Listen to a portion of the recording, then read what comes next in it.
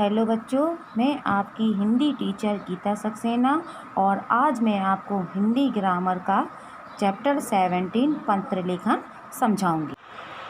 बच्चों, मैंने आपको पहले लेक्चर में बताया था कि पत्र दो प्रकार के होते हैं, औपचारिक पत्र और अनौपचारिक पत्र। तो पहले लेक्चर में मैंने आपको औपचारिक पत्र के बारे में समझाया था और उनकी विशेषताएं, महत्व आदि के बारे में समझाया था। और आज मैं आपको अनौपचारिक पत्र के बारे में समझाऊंगी। अनौपचारिक पत्र प्रायः घरेलू पत्र होते हैं। अनौपचारिक पत्र प्रायः अपने सगे संबंधियों, मित्रों व प्रियजनों को लिखे जाते हैं। इन पत्रों में उनका हालचाल पूछा जाता है और अपने बारे में बताया जाता है। इन पत्रों में हम अपने मन के भाव भी लिख सकते हैं। अपनी सीधी बात अनौपचारिक पत्र के द्वारा उनसे कर सकते हैं। बच्चों, अनौपचारिक पत्र के कुछ प्रकार होते हैं जो इस प्रकार से हैं: बधाई पत्र, शुभकामना पत्र, धन्यवाद पत्र, निमंत्रण पत्र, संवेदना पत्र, सूचना पत्र या अन्य पत्र। बच्चों, ये थे पत्र के प्रकार। बधाई पत्र तब लिखे जाते हैं जब हम अपने मित्र को जन्मदिन की बधाई देते हैं या परीक्षा में अच्छे अंक प्राप्त करते हैं तो उन्हें बधाई पत्र लिखते हैं। दूसरा, शुभकामना पत्र।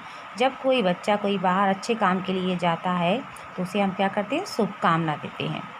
धन्यवाद पत्र। जब कोई हमारी मदद करता है तो उसे हम धन्यवाद कहते हैं और सामने धन्यवाद नहीं कह पाते हैं तो धन्यवाद पत्र लिखकर उसका अभिवादन करते हैं। चौथा है निमंत्रण पत्र। निमंत्रण पत्र तब लिखा जाता है जब हम अपने घर में कोई शादी फंक्शन हो या प्रोग्राम हो तो उनको शादी में बुलाने के लिए निमंत्रण पत्र लिखते हैं। पाँचवा है संवेदना पत्र। संवेदना पत्र वो पत्र होता है जब किसी के घर में कोई दुखद समाचार होता है या कोई दुख हो जाता है, किसी की डेथ हो जाती है तो वहाँ उनको सांत्वना देने के लिए ये पत्र लिखा जाता है। चौथा है सूचना या अन्य पत्र। घर में और कोई, जैसे आपका मित्र कोई सूचना देनी है उसको कि हमारे घर में ये है कि हमें वहाँ चलना है, तो सूचना पत्र के द्वारा उन्हें हम अवगत कराते हैं। अनौपचारिक पत्र लिखने का एक नमूना यानी प्रारूप होता है जो इस प्रकार से है। सबसे पहले लिखा जाता है पता किसका, जैसे हमने पत्र लिखा है तो हमारा पता, दिनांक हमने किस दिन ये पत्र लिखा है। जैसा संबोधन में अगर आपके कोई घर के बड़े को लिख रहे हैं, मम्मी पापा या रिश्तेदारों को, आप तो बड़े हैं तो उनको लिखेंगे आदरणीय। अगर हमारा मित्र है तो वहाँ पे लिखेंगे प्रिय मित्र। ये सब पत्र की विषय वस्तु में सारी बातें लिखी जाती हैं। हम किस बारे में उन्हें बधाई दे रहे हैं, किस बारे में हम बुला रहे हैं, किस बारे में सारी जानकारी दे रहे हैं, तो यह आता है पत्र की विषय वस्तु। पत्र जब पूरा हो जाता है तो पांचवा पॉइंट आता है अभिवादन। मान लीजिए आपने अपने मित्र को पत्र लिखा है, पत्र पूरा हो जाने के बाद अभिवादन में लिखेंगे घर में सभी बड़ों को मेरा प्रणाम। छठवां पॉइंट है आपका प्राप्त करने वाले से संबंध। मतलब आपने जिनको पत्र लिखा है उससे क्या संबंध है। मान लीजिए आपने अपने मित्र को लिखा है तो मित्र क्या लिखेंगे, तुम्हारा मित्र का संबंध है। लिखने वाले का नाम, यहाँ पर लिखने वाले के नाम अपना नाम लिखेंगे।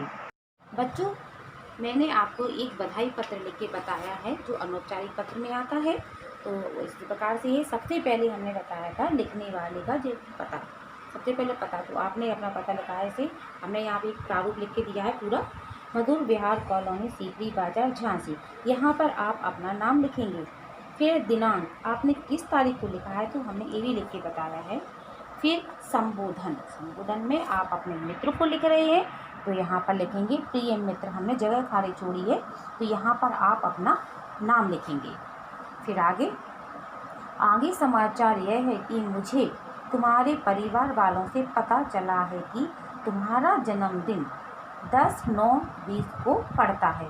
यहाँ पर परिवार वालों की जगह पर अपने मित्रों से भी कह सकते हो, तुम्हारी बहन से भी कुछ भी लिख सकते हो कि परिवार वालों से पता चला है या मित्रों से पता चला है या तुम्हारी बहन से पता चला है कि तुम्हारा जन्मदिन इतनी तारीख को पड़ता है। ठीक है, इसलिए मैं तुम्हें पहले से ही जन्मदिन की बधाई देता हूँ। तुम खुश रहो, यही मेरी शुभकामना है। पत्र पूरा हो गया है। अब पत्र क्यों लिखेंगे हम अभिवादन में। घर में सभी बड़ों को मेरा सादर प्रणाम कहना। तो पूरा पत्र हो जाने के बाद आपका क्या संबंध है, तो आप लिखेंगे यहाँ पर तुम्हारा मित्र। तुम्हारा मित्र लिखने के बाद अपना नाम और अपना पता यहाँ नीचे लिख देंगे। ठीक है बच्चों। फिर जब पत्र पूरा हो जाता है, पत्र को हम बंद करते हैं, तो सबसे ऊपर आप पता लिखेंगे जहाँ पर ये पत्र आप भेज रहे हैं। तो बच्चों हमें समझ में, आपको सबको समझ में आ गया होगा कि पत्र क्या होते हैं, और आपने आपको अनौपचारिक पत्र के बारे में बताया है। तो अनौपचारिक पत्र के बारे में आपको पूर्ण जानकारी प्राप्त हो गई होगी। और एक अनौपचारिक पत्र हम आपको होमवर्क के रूप में आपको लिखने को देंगे, जो आप अपनी फेयर नोटबुक में लिखेंगे। धन्यवाद।